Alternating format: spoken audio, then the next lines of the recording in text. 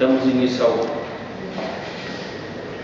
painel e então professor Luís Gonçalo Silva para começar. Muito obrigado, antes de mais agradeço o convite da brasileira, relativamente à senhora professora, a Ana já é muito ativa também, sobretudo nesse evento, cumprimento provavelmente os colegas de mesa, mais assistência, e para cumprirmos o tempo, falei 20 minutos, usando o telemóvel, o meu relógio está mais ou menos parado, vou triplicar o tempo em vez de o cumprir. Pediram-me que falasse sobre a eficácia da convenção coletiva.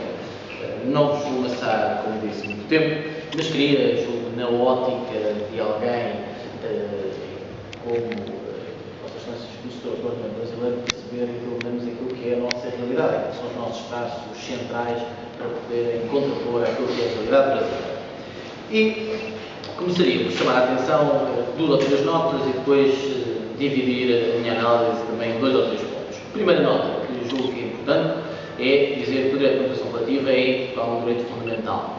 Está consagrado no artigo 56 e isso tem dado origem a uma ampla jurisprudência do Tribunal Constitucional. Portanto, primeira ideia-chave.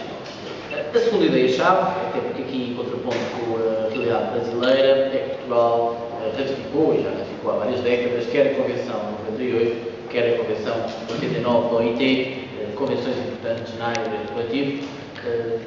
Portanto, também aqui são dois instrumentos, entre outros, naturalmente, para necessidades mais importantes, dois instrumentos relevantes para melhor perceber aquilo que é a realidade. Terceira nota, que atrever-me a qualificar um pouco de esquizofrenia legislativa. Nós temos um Código de Trabalho que data de 2009 e, por incrível que pareça, nestes 5 anos tivemos 7 alterações. Eu estou apenas a falar de alterações diretas ao Código. Se falasse noutras alterações que acabam por influenciar o Código, a legislação avulsa, poderia falar em mais 4 ou 5, mas pelo menos 7 já foram feitas, enfim, o que revela alguma inconstância e algumas dificuldades, mesmo para quem estuda estas matérias. Para falar de eficácia, eu diria de forma simples, e feito estes 3 pontos a nível de introito, eu falaria também noutros 3 pontos. Falar de eficácia pessoal, falar de eficácia espacial e falar de eficácia temporal. Eficácia espacial, ou subjetiva, como preferirem, para responder à primeira pergunta, que é a quem é que se aplica uma convenção coletiva em Portugal. Bem, a convenção coletiva em Portugal, de acordo com o artigo 496 do Código de Trabalho, aplica-se apenas e somente a quem outorga, já agora a quem pode otorgar empregadores e associações de empregadores, ou associações sindicais, sendo que a expressão associação sindical abrange sindicato, união, federação e confederação. Portanto, quem tem capacidade negocial em Portugal são as entidades que acabei de referir, e é relativamente a estas que se pode falar nos efeitos da convenção coletiva. Isto, se quiserem, uma dicotomia que eu não gosto particularmente, mas que ajuda a explicar, os efeitos obrigacionais da convenção. Ou seja, os efeitos obrigacionais da convenção têm a ver com os efeitos que ocorrem relativamente a quem outorga.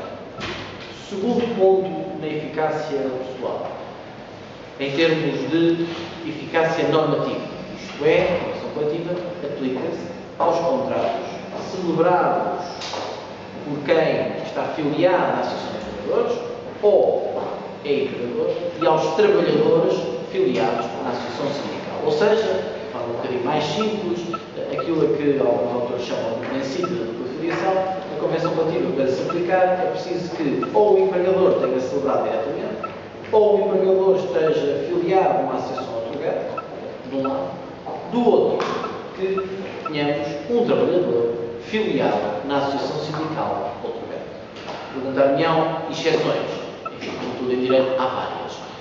Há a exceção do 497, que permite que o trabalhador escolha uma convenção aplicável ao seu contrato de trabalho. Há outra situação que resulta de uma diretiva comunitária, que é a transmissão do estabelecimento, ou seja, há várias exceções. Mas não se poderá dizer, pelo menos em Portugal, que a exceção virou regra e a regra a exceção. E, portanto, em Portugal, as convenções continuam a aplicar-se apenas aos trabalhadores filiados em associação sindical e aos empregadores que ou outorgam ou são filiados em associação outorgante. passo o seguinte. Isso quer então dizer, de acordo com esta eficácia limitada, que as convenções coletivas têm efeitos bastante limitados. É verdade. E durante muitos anos, muitas décadas mesmo, Portugal foi utilizando uma técnica que acontece em outros países, também, não sou os únicos, que é a tutoria de extensão, que é a administração, neste caso o ministro, passo a expressão, pega na convenção e manda aplicá-la a trabalhadores que não eram destinatários dessa convenção.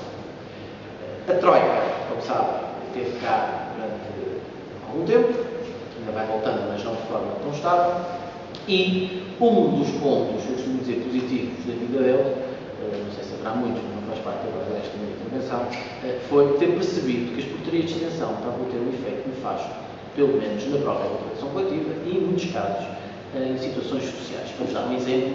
É evidente que quem faz contratação coletiva, em regra, são entidades com capacidade financeira, que estão muitas vezes com condições para aumentar a retribuição, dar melhores condições ao trabalhador, e quando a administração pega nessa convenção e manda aplicar a outras empresas, nem sempre com um domínio material, isto é, sem sempre conhecer profundamente essas empresas têm condições de satisfazer as mesmas obrigações, coloca-se aqui um problema não só de aumento exponencial, ou potencial aumento exponencial de salários, como até mesmo de concorrência. E, portanto, no memorando ficou que Portugal teria que estabelecer critérios bem mais apertados para poder ser emitido a eles. Isso aconteceu, houve uma resolução do Conselho de Ministros de 2012, depois alterada em 2014, e, portanto, eu diria que não estamos ainda numa espécie em vias de extinção, mas pelo menos estamos numa espécie um bocadinho mais limitada e mais fundamentada na sua emissão. Só uma nota, quem muitas vezes solicita a emissão de extensão são os próprios sindicatos, na lógica da convenção coletiva. Foi melhor que a lei e, portanto, há que alargar a todos os trabalhadores. Só uma nota antes de passar por eficácia.